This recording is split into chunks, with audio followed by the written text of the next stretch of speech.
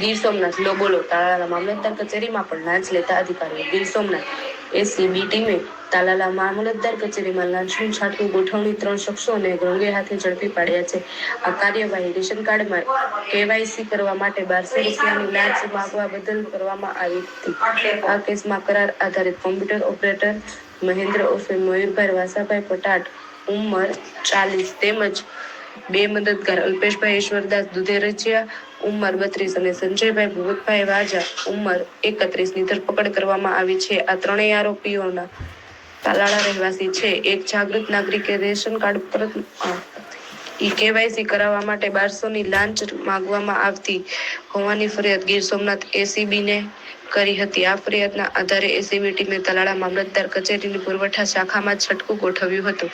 છટકા દરમિયાન આરોપી નંબર 2 અને 3 દ્વારા ફરિયાદ પાસેથી આરોપી નંબર 1 વતી 1200 ની લાંચ માંગણી કરવામાં આવી હતી. જે રકમ આરોપી નંબર 1 મહેન્દ્ર પટાલે સ્વીકારી હતી. એસીબી દ્વારા લાંચની રકમ 1200 રિકવર કરવામાં આવી છે. આ સફળ ટ્રેપ અંગે પીઆઈ જેબી કરમુરે વિગતો આપી હતી અને એસીબીની પોલીસે સ્ટેશન છટકા દરમિયાન આરોપી નંબર 2 અને 3 દ્વારા ફરિયાદ પાસેથી આરોપી નંબર 1 વતી 1200 ની લાંચની માંગણી કરવામાં આવી હતી.